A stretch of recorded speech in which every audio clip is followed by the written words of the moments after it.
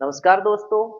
तो जैसा कि हमारी टेंथ सीरीज चल रही थी, तो पिछली वीडियो में हमने टेंथ के जो बेसिक्स थे वो हमने देखे थे कि एक्चुअल में टेंथ क्या है। अगर आपने अभी तक वो वीडियो नहीं देखी है तो आप पहले वो वीडियो देख ले, जिसका लिंक हम आपको डिस्क्रिप्शन बॉक्स में प्रोवाइड कर देंगे।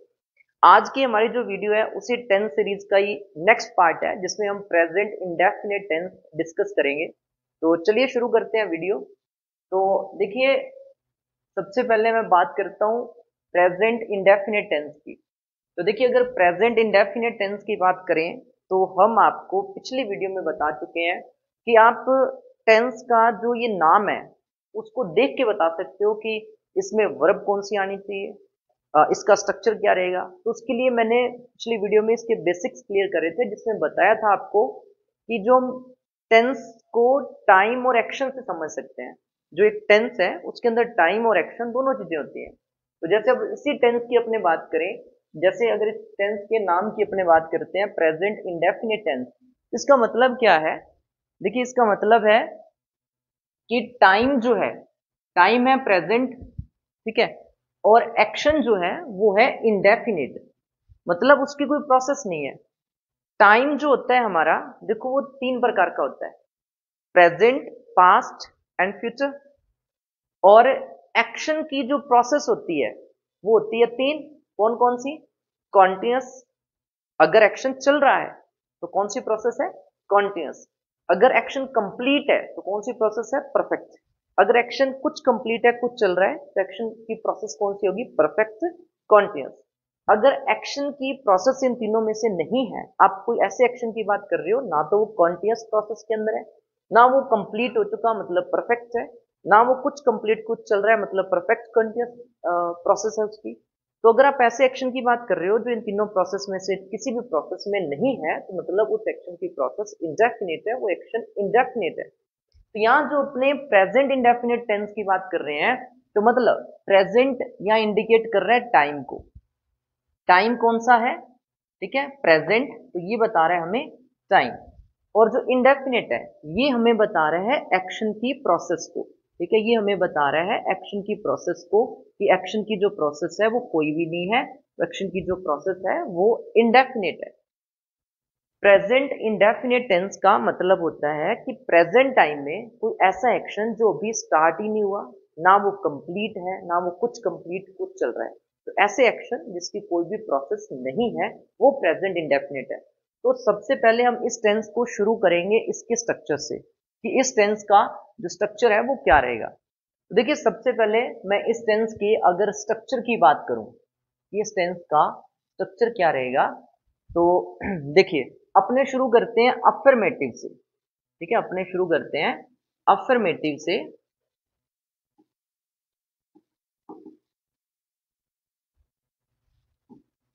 इस टेंस के अगर मैं स्ट्रक्चर की बात करूं, तो सबसे पहले देखिए, आपको सब्जेक्ट यूज करना है, सब्जेक्ट के बाद हमें यूज करनी है वर्ब। अब देखो, सब्जेक्ट में अगर आपका सब्जेक्ट, सब्जेक्ट में अगर आपका सब्जेक्ट प्लूरल है, या फिर आपका सब्जेक्ट आई है, ठीक है, अगर सब्जेक्ट में आपका सब्जेक्ट प्लूरल सब्जेक्ट है या फिर आई है, तो आपको सब्जेक्ट के बाद वर्ब की फर्स्ट फॉर्म यूज करनी है। अब फर्स्ट फॉर्म इसमें क्यों यूज होती है? देखो, मैंने आपको बताया था कि प्रेजेंट टाइम को हमेशा कौन सी वर्ब बताती है? First form of verb.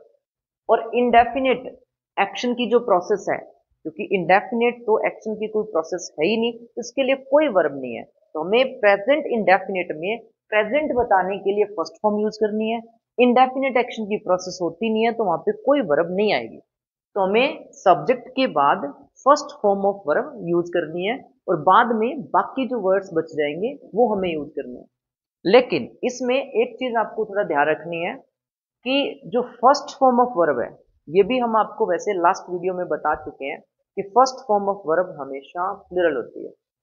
तो अगर आपका सब्जेक्ट प्लूरल है या फिर आई है, तो आपको सब्जेक्ट के बाद फर्स्ट फॉर्म यूज करनी है।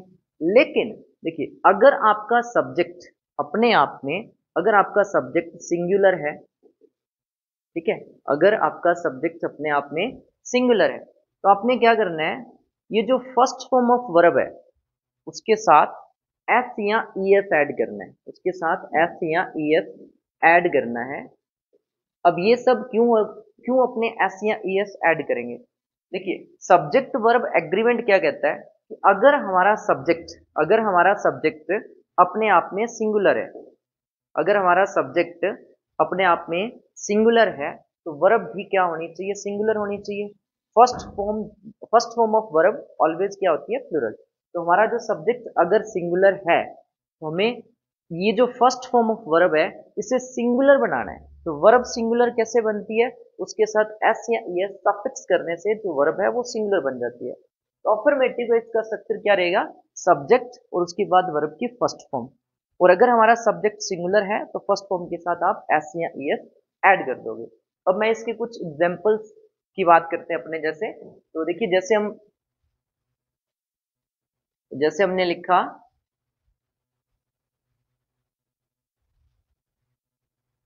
देखिए जैसे हमने लिखा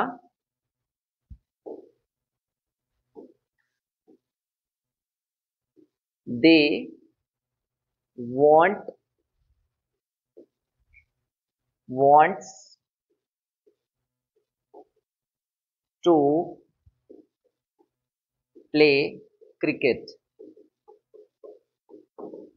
अब देखिए, अभी आपको बताया कि प्रेजेंट इंडेफिनिट में जो हमारा सब्जेक्ट है वो अगर प्लूरल है या फिर अपने आप में आई है तो उसके साथ जो फर्स्ट फॉर्म ऑफ वर्ब है वो भी कौन सी आएगी? प्लूरल आएगी।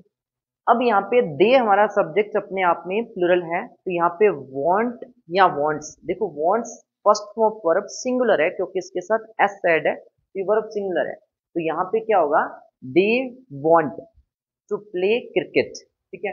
अब देखिए, जैसे हमने लिखा शी रीड्स रीड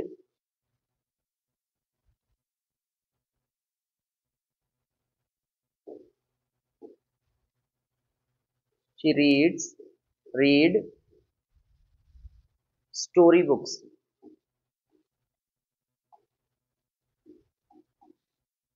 अब देखिए, शी जो हमारा सब्जेक्ट है वो अपने आप में क्या है? सिंगुलर है। तो verb first form of verb जो है सिंगुलर यूज होगी। तो ये जो रीड्स या रीड है इसमें हम क्या यूज करेंगे? रीड्स यूज करेंगे क्योंकि रीड जो है फर्स्ट फॉर्म ऑफ वर्ब हमेशा प्लूरल होती है। एस या ई एस ऐड कर देंगे उसके साथ अगर हमारा सब्जेक्ट सिंगुलर है तो सब्जेक्ट हमारा यहाँ पे सिंगुलर है। तो स्ट्रक्चर इसका अफर्मेटिव का देखो क्या रहेगा? सब्जेक्ट, उसके बाद फर्स्ट फॉर्म ऑफ वर्ब। लेकिन अगर हमारा सब्जेक्ट सिंगुलर है तो फर्स्ट फॉर्म ऑफ वर्ब के साथ अपने एस या ई एस ऐड कर देंगे और बाद में जो भी हमारे अदर वर्ड बचेंगे वो इसके बाद लिखेंगे। तो ये हमारा हुआ अफर्मेटिव का स्ट्रक्चर। अब इसके बाद हम बात करते हैं इसी टेंस के नेगेटिव का क्या स्ट्रक्चर रहेगा। ठीक है, नेगेटिव का क्या स्ट्रक्चर रहेगा? देखिए, अगर मैं बात करूं इसके नेगेटिव की अगर हम बात करें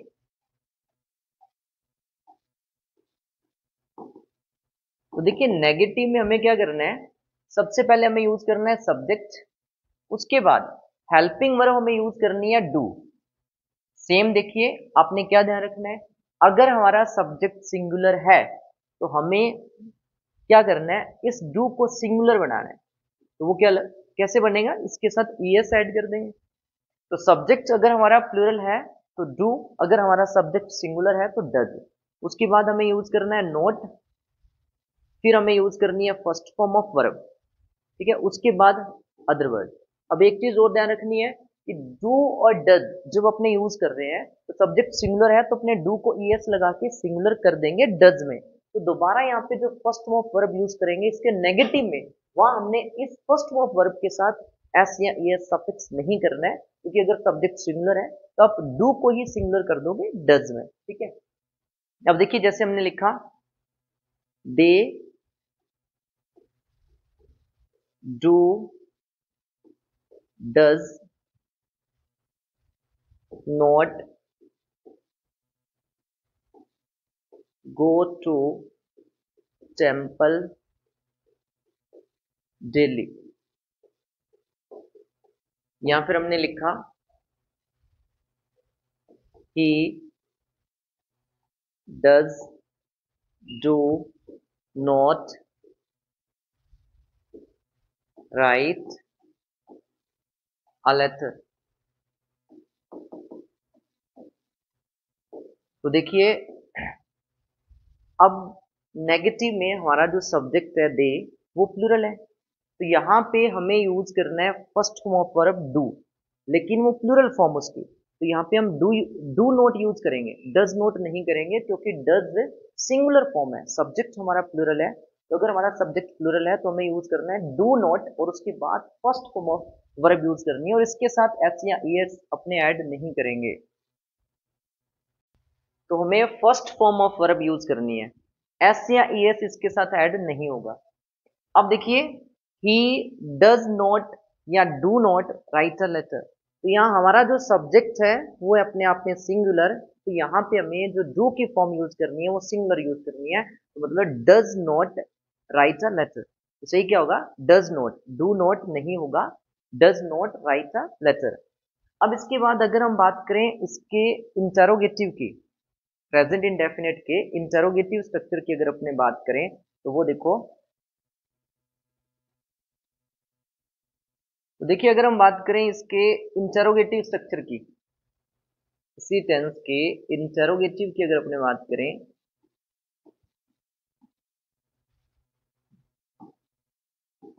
तो इंटरोगेटिव में देखो दो तरीके के क्वेश्चंस होते हैं। एक तो होते हैं जिनका आंसर हमें यस नो में आंसर करना होता है, एक ऐसे क्वेश्चंस जिनका आंसर हम यस या नो में नहीं कर सकते। जैसे मैंने पूछा क्या तुम मंदिर जा रहे हो, तो आपका जो आंसर है वो यस या नो में रहेगा। मैंने पूछा तुम मंदिर क्यों जा रहे हो, तो आपका आंसर यस या नो नहीं रहेगा, आप वो रीजन बताओगे। तो दो तरीके के इंटरोगेटिव क्वेश्चंस होते हैं। तो अगर आप यस नो टाइप, अगर आप yes no type question frame कर रहे हो तो उसका स्ट्रक्चर सिर्फ और सिर्फ हेल्पिंग वर्ब से रहता है, उसके लिए आपको कोई भी क्वेश्चन वर्ड या डब्लेट वर्ड यूज नहीं करना होता है। और दूसरा जो हमारा इंटरोगेटिव का जो स्ट्रक्चर होता है वो बनता है क्वेश्चन वर्ड या डब्लेट वर्ड से, जिसमें आपके जो आंसर्स होते हैं वो यस या नो टाइप नहीं होते हैं। तो अगर यस नो टाइप है तो इस टेंस का जो इंटरोगेटिव रहेगा उसका स्ट्रक्चर क्या रहेगा, देखो हमें यूज करनी है हेल्पिंग वर्ब जो इस टेंस में यूज होती है डू या डज, जिसके बारे में हम बता चुके हैं कि सब्जेक्ट हमारा अगर प्लूरल है तो आपको डू यूज करना है, सब्जेक्ट हमारा अगर सिंगुलर है तो आपको डज यूज करना है, उसके बाद हमें first form of verb use करनी है, फिर बाकी जो वर्ड्स बचे हैं मतलब अदर वर्ड है वो हम यूज कर लेंगे। और अगर आपका जो क्वेश्चन है वो यस नो टाइप नहीं है, ठीक है, यस नो टाइप नहीं है, तो यहाँ आपका जो क्वेश्चन है वो आपका डब्लेट वर्ड या क्वेश्चन वर्ड से बनने वाला क्वेश्चन है, तो उसका जो स्ट्रक्चर रहेगा सेम यही स्ट्रक्चर रहेगा, लेकिन आपको वो जो क्वेश्चन वर्ड है वो उसके आगे ऐड करना है। जैसे जो भी क्वेश्चन वर्ड है, जैसे व्हाट है, व्हाई है, वेयर है, हाउ है, तो वो आप उसके आगे ऐड कर देंगे। तो सबसे पहले आप वो क्वेश्चन वर्ड ऐड करेंगे, उसके बाद जो आपकी हेल्पिंग वर्ब है, चाहे वो डू है चाहे वो डज है, तो आप वो यूज करोगे। उसके बाद फिर सब्जेक्ट है, फिर फर्स्ट फॉर्म ऑफ वर्ब, और उसके बाद अदर वर्ड। तो ये आपके इंटरोगेटिव का स्ट्रक्चर रहेगा। तो प्रेजेंट इंडेफिनिट टेंस के अगर हम स्ट्रक्चर की बात करें तो आपको सब्जेक्ट के बाद फर्स्ट फॉर्म यूज करनी है, सब्जेक्ट हमारा अगर सिंगुलर है तो हमें उसके साथ एस या ईएस ऐड करना है। अगर हम नेगेटिव स्ट्रक्चर की बात करें तो आपको सब्जेक्ट के बाद डू नॉट या डज नॉट फिर first form of verb use करनी है। और इंटरोगेटिव में अगर यस नो टाइप आपका क्वेश्चन है तो हमें डू या डज पहले यूज करना है, फिर हमें सब्जेक्ट और उसके बाद फर्स्ट फॉर्म। और अगर क्वेश्चन वर्ड से बनने वाला आपका क्वेश्चन है तो वो व्हाट, व्हाई, जो भी आपका क्वेश्चन वर्ड है वो हमें पहले यूज करना है, फिर डू डज, फिर सब्जेक्ट, फिर first form of verb use करनी है। ठीक है, अब इसकी कुछ एग्जांपल देख लेते हैं। देखिए जैसे हमने कहा do you like to read story books.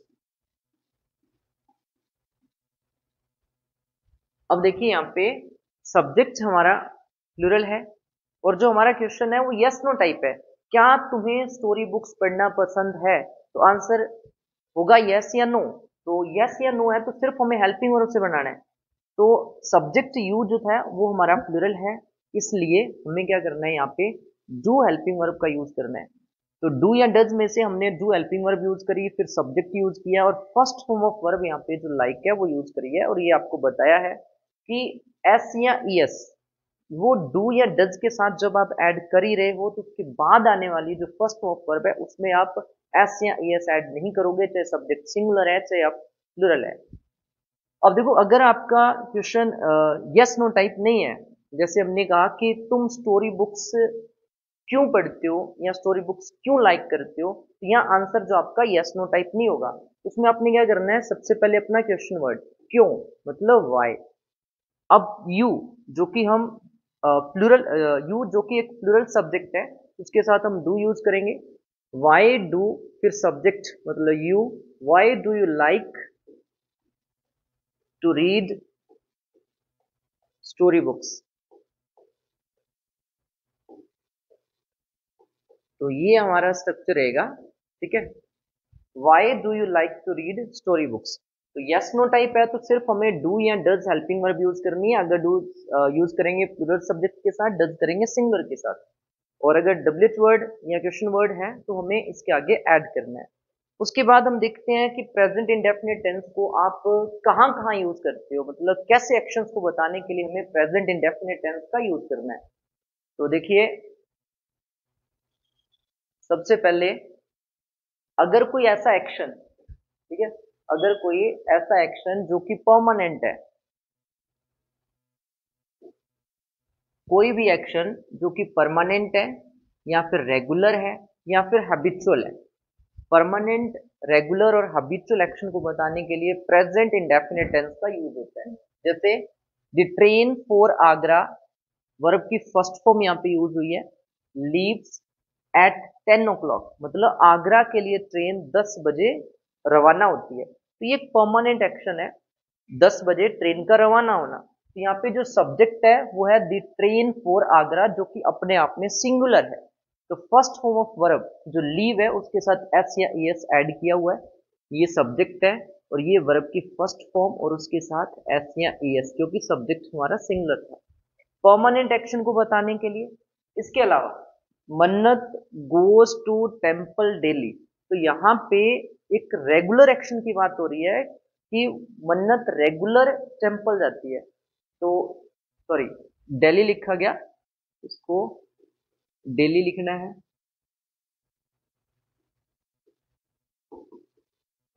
ठीक है। तो यहाँ पे जो मन्नत है वो सिंगुलर सब्जेक्ट है, एक रेगुलर एक्शन जो कि डेली मंदिर जाती है, रेगुलर एक्शन है। इसको बताने के लिए भी प्रेजेंट इंडेफिनिट टेंस का यूज होगा। तो ये गो की फर्स्ट फॉर्म के साथ एस या एस ऐड किया हुआ है क्योंकि हमारा जो सब्जेक्ट है वो सिंगुलर है। या फिर कोई हैबिचुअल एक्शन जो आदतन कार्य होते हैं, जैसे पक्षी है उनका काम घोंसला बनाना है, किसान है उसका काम हल चलाना है। हैबिचुअल एक्शन जैसे डॉग्स बार्क्स एट स्ट्रेंजर्स, कुत्ते अजनबियों पर भौंकते हैं, तो ये एक हैबिचुअल एक्शन है। तो किसी का भी हैबिचुअल एक्शन बताने के लिए भी प्रेजेंट इंडेफिनिट टेंस का यूज होता है। डॉग्स जो कि अपने आप में प्लूरल सब्जेक्ट है, तो यहाँ पे जो वर्ब यूज होनी है तो वो प्लूरल वर्ब यूज होगी। तो यहाँ पे एस या एस जो है वो नहीं लगेगा। डॉग्स बार्क एट स्ट्रेंजर्स, तो सही क्या होगा, डॉग्स बार्क एट स्ट्रेंजर्स। तो ये हमारा सब्जेक्ट प्लूरल था, तो यहाँ पे first form of verb use होगी, एस या एस इसके साथ नहीं लगेगा। इसके अलावा देखो और क्या बताने के लिए प्रेजेंट इंडेफिनिट टेंस का यूज होता है। कोई भी यूनिवर्सल ट्रुथ है, कोई भी यूनिवर्सल ट्रुथ है तो उसके लिए भी अपने प्रेजेंट इंडेफिनिट टेंस का यूज करते हैं। या फिर कोई साइंटिफिक या हिस्टोरिकल फैक्ट है उसके लिए भी प्रेजेंट इंडेफिनिट टेंस का यूज होता है। जैसे the earth revolves around the sun, जो अर्थ है अपनी वो सन के चारों ओर चक्कर लगाती है। तो ये एक यूनिवर्सल ट्रुथ है। देखो यूनिवर्सल ट्रुथ से मतलब क्या होता है, कोई ऐसे एक्शंस जिन पे टाइम का इफेक्ट नहीं पड़ता है, मतलब जो हजारों साल पहले भी ऐसे ही बोला जाता था, आज भी अपने ऐसे ही बोल रहे हैं, आगे आने वाले टाइम में भी हम ऐसे ही बोलेंगे, तो होते हैं यूनिवर्सल ट्रुथ। तो यहाँ पे जैसे the earth revolves around the sun, ये एक यूनिवर्सल ट्रुथ है। ये अर्थ सब्जेक्ट है जो अपने आप में सिंगुलर है, रिवॉल्व्स इसके साथ हमने सिंगुलर फॉर्म यूज करी है। अब उसके बाद देखिए कोई भी साइंटिफिक जो फैक्ट है, जैसे प्लांट्स जो कि अपने आप में प्लूरल है, produce oxygen during photosynthesis. Photosynthesis की जो प्रोसेस है उस वो जो चलते ड्यूरिंग फोटोसिंथेसिस जो प्लांट है वो ऑक्सीजन प्रोड्यूस करते हैं, जो कि एक साइंटिफिक फैक्ट है। तो उसे बताने के लिए भी कोई भी जो साइंटिफिक फैक्ट है उसे बताने के लिए अपने प्रेजेंट इंडेफिनिट टेंस का यूज करेंगे। प्लांट्स जो कि अपने आप में प्लूरल है, प्रोड्यूस वर्ब की फर्स्ट फॉर्म यहाँ पे हमने यूज करी है क्योंकि प्लांट्स प्लूरल था, तो वर्ब की फर्स्ट फॉर्म के साथ एस या ईएस ऐड नहीं करेंगे। इसके अलावा देखो कोई भी हिस्टोरिकल फैक्ट है, जैसे द ताजमहल कोमेमोरेट्स, कोमेमोरेट्स होता है याद दिलाना, मुमताज मतलब जो ताजमहल है वो मुमताज की याद दिलाता है, ये एक हिस्टोरिकल फैक्ट है। तो ये भी प्रेजेंट इंडेफिनिट में लिखा जाता है, जैसे महात्मा गांधी को राष्ट्रपिता कहा जाता है। तो ये जो हिस्टोरिकल फैक्ट्स हैं इनको बताने के लिए भी प्रेजेंट इंडेफिनिट टेंस का यूज होता है। ताजमहल जो अपने आप में सिंगुलर है, कोमेमोरेट की सिंगुलर फॉर्म यूज हुई है यहाँ पे, फर्स्ट फॉर्म के साथ हमने एस या एस ऐड किया है क्योंकि ताजमहल जो था वो सिंगुलर था। तो यहाँ पे कोमेमोरेट्स जो कि फर्स्ट फॉर्म ऑफ वर्ब जो है वो प्लूरल होती है, एस या एस सफिक्स कर देंगे जब हमारा सब्जेक्ट सिंगुलर होता है। इसके अलावा देखो प्रेजेंट इंडेफिनिट टेंस का हम यूज करेंगे एक तो डेली रूटीन बताने के लिए प्रेजेंट इंडेफिनिट टेंस का यूज करेंगे। इसके अलावा जो हमारे फिक्स्ड फ्यूचर प्लान होते हैं, डेली रूटीन से मतलब जो काम आप डेली करते हो, ठीक है, उसके लिए प्रेजेंट इंडेफिनिट टेंस का यूज करना है। जैसे मन्नत ऑलवेज गेट्स अप, मतलब जगना eight 5 o'clock in the morning. तो ये डेली रूटीन की बात कर रहे हैं कि मैं 5 बजे उठता हूँ, मैं ये करता हूँ वो करता हूँ। तो डेली रूटीन जो भी है आपका उसमें प्रेजेंट इंडेफिनिट टेंस का यूज होगा। तो यहाँ पे जो सब्जेक्ट है वो हमारा सिंगुलर है। देखो जो वर्ब यूज हुई है गेट, उसके साथ हमने एस या एस ऐड किया है क्योंकि डेली रूटीन बताने के लिए हमें, ठीक है, डेली रूटीन बताने के लिए हमें प्रेजेंट इंडेफिनिट टेंस का यूज करना है। तो प्रेजेंट इंडेफिनिट टेंस में अगर हमारा जो सब्जेक्ट है सिंगुलर है तो उसके साथ अपने एस या एस ऐड कर देते हैं। तो यहाँ पे जो हमारा सब्जेक्ट था वो हमारा सिंगुलर है, तो यहाँ पे हमने गेट के साथ एस या एस ऐड किया है। इसके अलावा अगर कोई फिक्स्ड फ्यूचर प्लान है, देखो फिक्स्ड फ्यूचर प्लान क्या होता है कि कोई ऐसा इवेंट जो होना अभी फ्यूचर में है लेकिन उसकी प्लानिंग्स जो है वो प्रेजेंट तक कंप्लीट हो चुकी है, तैयारियां उसकी कंप्लीट है प्रेजेंट तक, लेकिन वो एक्शन अभी जो परफॉर्म होना है वो फ्यूचर में होना है। जैसे यहाँ पे देखिए आईपीएल स्टार्ट्स ऑन 19 जुलाई 2025। मान लो अगर ये कहा जाता है कि जो आईपीएल है वो 19 जुलाई 2025 को स्टार्ट होगा, तो देखो जब ये अनाउंसमेंट होगी तो बीसीसीआई ने क्या किया होगा, इसकी पूरी जो तैयारियां हैं, शेड्यूल जो है वो प्रॉपर उन्होंने तैयार कर लिया है, उसके बाद ये अनाउंस किया गया है। तो इवेंट चाहिए फ्यूचर में होना है लेकिन इसकी जो प्लानिंग्स है वो प्रेजेंट में कंप्लीट हो चुकी है। तो ऐसे एक्शंस जिनकी तैयारियां प्रेजेंट तक कंप्लीट है, वो होना चाहे फ्यूचर में ही है, तो उसे अपने प्रेजेंट इंडेफिनिट टेंस में लिखते हैं। आईपीएल जो कि अपने आप में सिंगुलर है, तो यहाँ पे जो स्टार्ट है उसकी हमने सिंगुलर वर्ब यूज करी है, मतलब उसके साथ एस या ईएस हमने ऐड किया है। इसके अलावा देखो प्रेजेंट इंडेफिनिट टेंस का यूज अपने करेंगे। इसके अलावा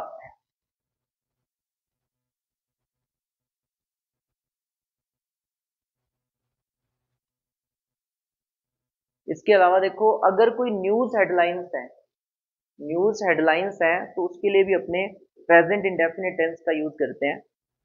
जैसे Donald Trump wins presidential election, जैसे न्यूज में ये चल रहा है कि डोनाल्ड ट्रम्प ने जो प्रेसिडेंशियल इलेक्शंस है वो जीत लिए हैं।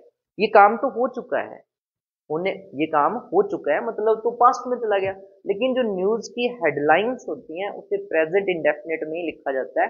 यहाँ देखो इसे प्रेजेंट इंडेफिनिट में लिखा गया है। डोनाल्ड ट्रम्प जो कि अपने आप में सिंगुलर है, विन की यहाँ पे फर्स्ट फॉर्म यूज हुई है और उसके साथ एस या एस ऐड किया हुआ है क्योंकि first form of verb plural होती है। तो हमने जब देखा कि सब्जेक्ट सिंगुलर है तो उसके साथ एस या एस ऐड किया है।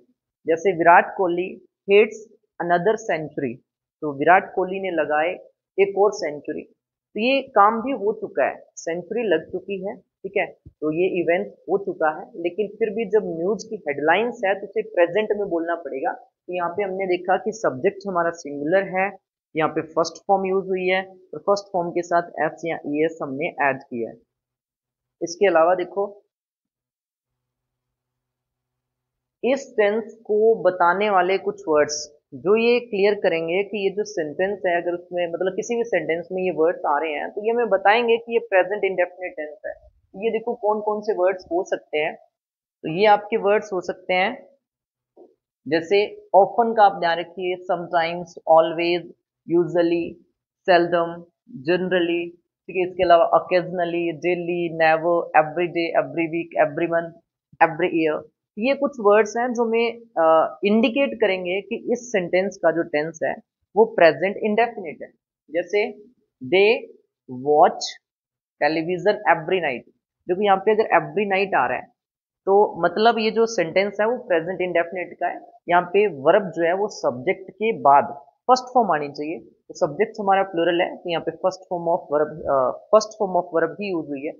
जैसे I drink coffee every morning, every morning आ रहा है तो भी यहाँ पे प्रेजेंट इंडेफिनिट टेंस का यूज हुआ है। देखो आई ड्रिंक, तो मैंने बताया कि जब हमारा सब्जेक्ट आई हो या फिर हमारा सब्जेक्ट कोई प्लूरल हो तो उसके साथ first form of verb use करनी है, एस या एस ऐड नहीं होगा।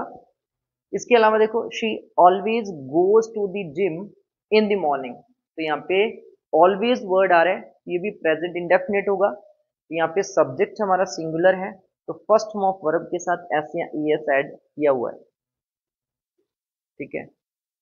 तो ये कुछ वर्ड्स हैं जो हमें बताएंगे कि जो हमारा सेंटेंस है वो प्रेजेंट इंडेफिनिट का है।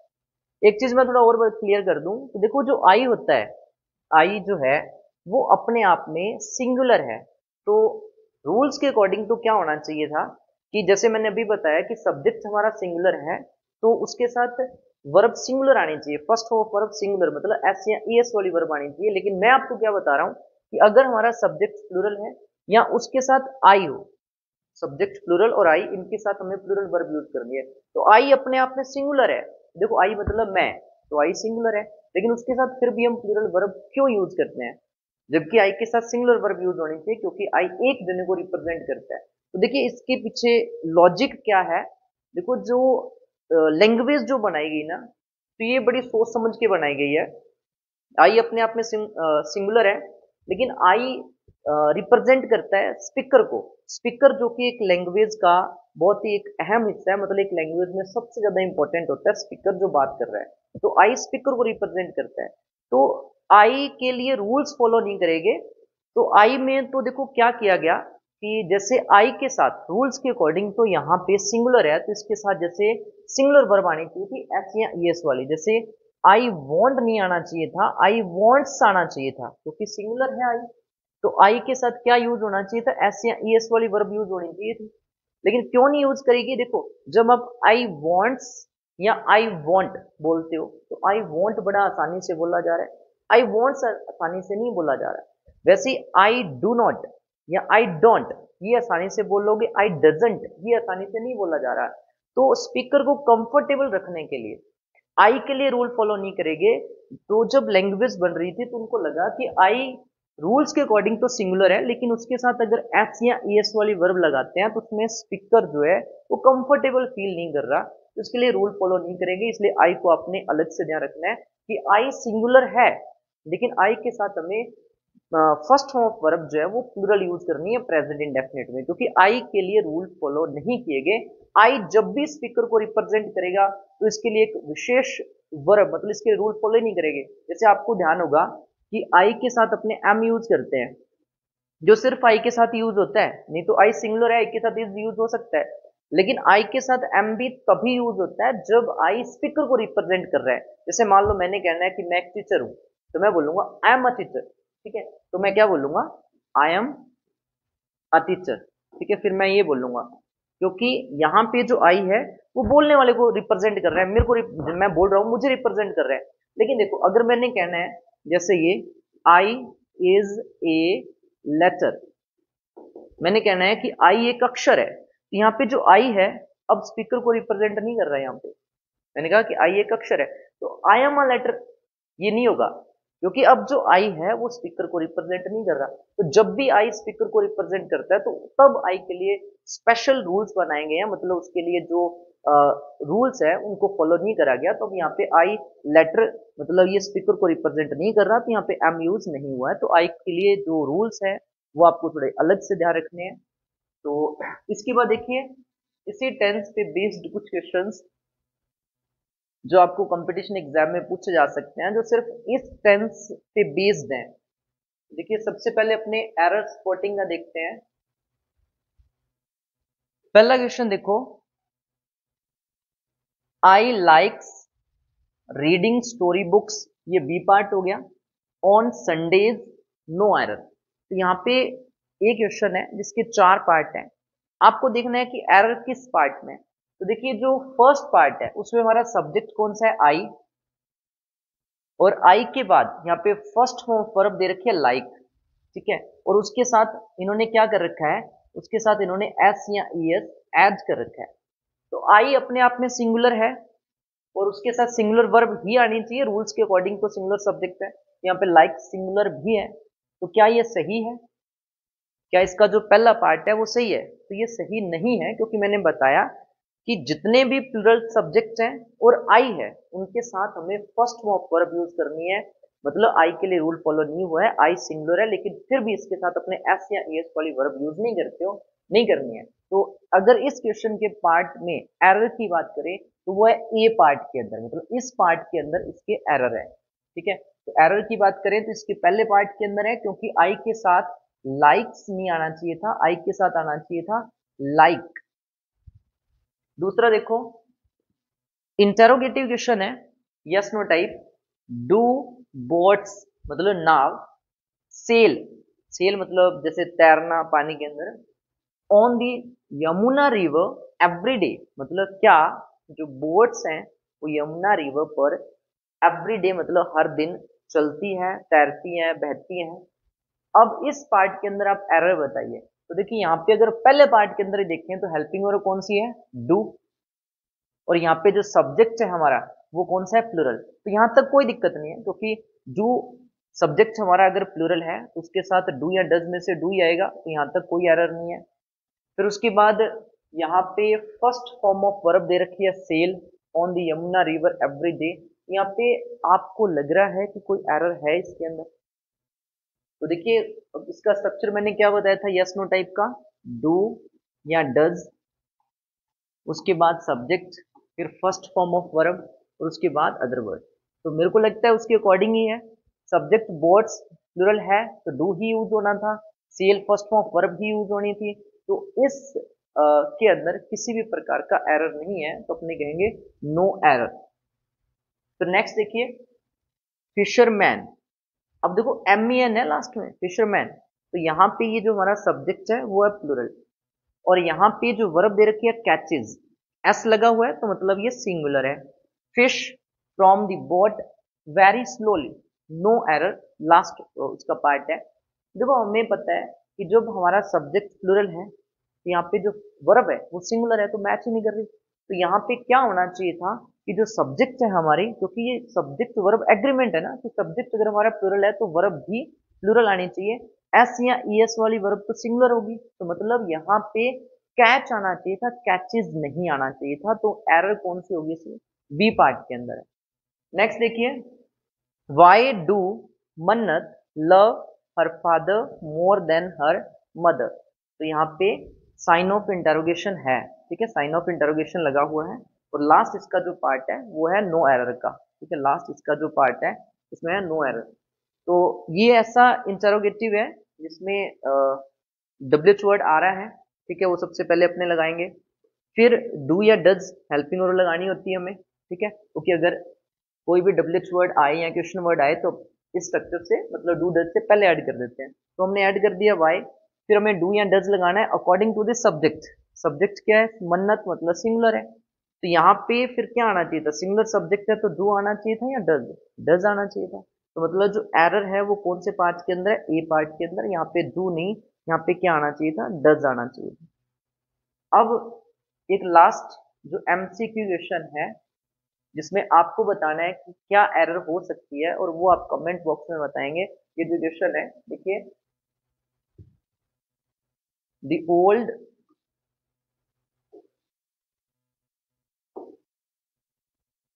the old wooden boats on the Yamuna river, फिर यहाँ पे ब्लैंक स्पेस है, ठीक है, यहाँ पे हमने ब्लैंक स्पेस छोड़ दिया। जो भी वर्ब आएगी ऑप्शन में आपको दे रखी है, तो आपने बताना है कौन सी आएगी। The old wooden boats on the Yamuna river, blank space, heavy cargo, cargo मतलब माल जो होता है, any more, because modern regulations prohibited, prohibit, prohibit का मतलब होता है मना करना, such activities near the Taj Mahal to protect the environment. तो आपको बताना है कि यहाँ पे the old wooden boats on the Yamuna river does not carry, do not carries, या डू नॉट कैरी, या फिर कैरीज। इसमें जो करेक्ट ऑप्शन है वो आपको कमेंट बॉक्स में बताना है। तो चलिए मिलते हैं नेक्स्ट वीडियो में।